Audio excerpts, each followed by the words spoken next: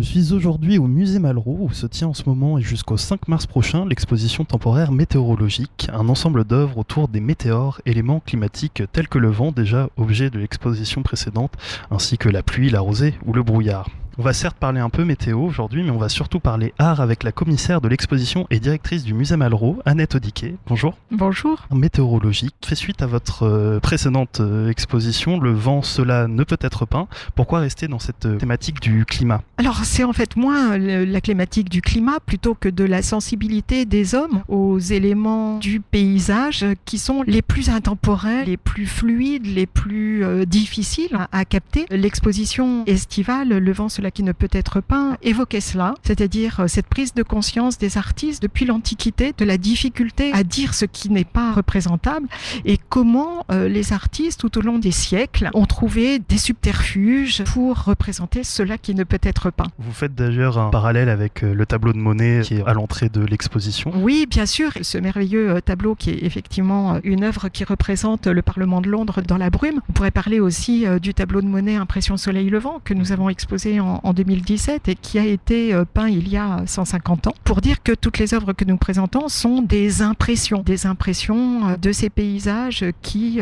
ou secoués par le vent ou traversés par la pluie, des nuages, la brume, se modifient et impriment en fait une certaine coloration que les artistes vont avoir à cœur d'interroger ou de restituer. Des artistes qui sont sur plusieurs supports, puisque quand on parlait de la continuité avec l'exposition précédente, c'est toujours également une diversité de supports, donc c'est de la peinture, de la photo, de la vidéo. Pourquoi c'est important de faire dialoguer tous ces supports dans cette exposition ? Eh bien parce que l'artiste va choisir le médium qui lui semble le plus approprié pour parler du monde et que bien entendu au 19e siècle la vidéo n'existait pas, la photographie est inventée et on voit effectivement dans cette exposition des artistes tels que Dufy, Boudin ou même Renoir utiliser la peinture, utiliser l'encre de Chine, le dessin, mais nous voyons aussi des artistes vivants utiliser exactement ces mêmes matériaux et c'est vrai que les faire dialoguer côte à côte permet de réaliser en fait que ces artistes partagent depuis toujours, mais ils le partagent avec nous, cette espèce d'étonnement devant le monde qui peut être de la contemplation, qui peut être une espèce de mélancolie, enfin en tous les cas la vision du paysage est vraiment comme une espèce de miroir de l'âme. Donc ces artistes partagent tout cela, mais ils vont utiliser un médium, le médium de leur temps ou de leur époque et celui qui leur correspond le plus. Ce dialogue il se fait de manière complètement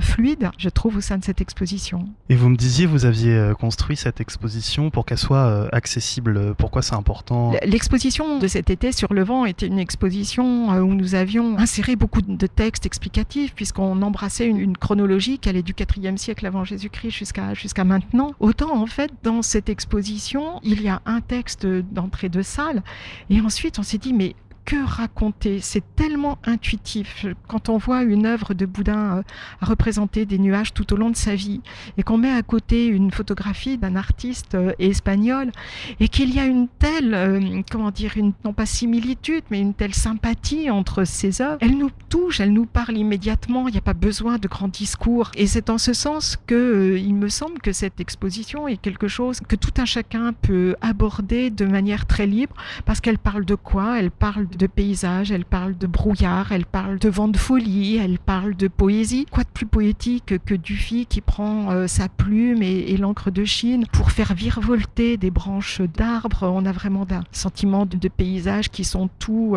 secoués par le vent. Il y a une espèce de liberté. Pas besoin de raconter tout ça. Je crois qu'il suffit simplement de prendre le temps de regarder et puis de s'étonner. Et finalement, l'étonnement que l'on a devant ces œuvres, il est exactement le même que celui que l'on a regardé là aujourd'hui. Je me tourne par les fenêtres du musée. On a un ciel absolument incroyable, de gros nuages, mais ça vit, ça vibre. Il y a de la lumière qui est en train de passer, tout ça est en train de bouger. Je crois que n'importe qui serait en train de se promener sur la jetée ne pourrait pas être insensible à ce phénomène, à ce spectacle. C'est tout simplement en fait la même chose dans le musée. Et donc je le disais au début de cet entretien, vous êtes commissaire de l'exposition et moi ça m'intéressait de savoir quel est le processus de sélection des œuvres œuvres? Où est-ce que vous allez chercher les œuvres sélectionnées pour cette exposition? Nous étions 3 commissaires. Comme pour l'exposition Vent, j'ai travaillé avec une photographe, Jacqueline Salmon, et avec un critique d'art, Jean-Christian Fleury. Alors il est vrai, il faut le dire, je crois sans embâche, c'est une exposition, c'est un parti pris. Nous vous proposons une sélection d'artistes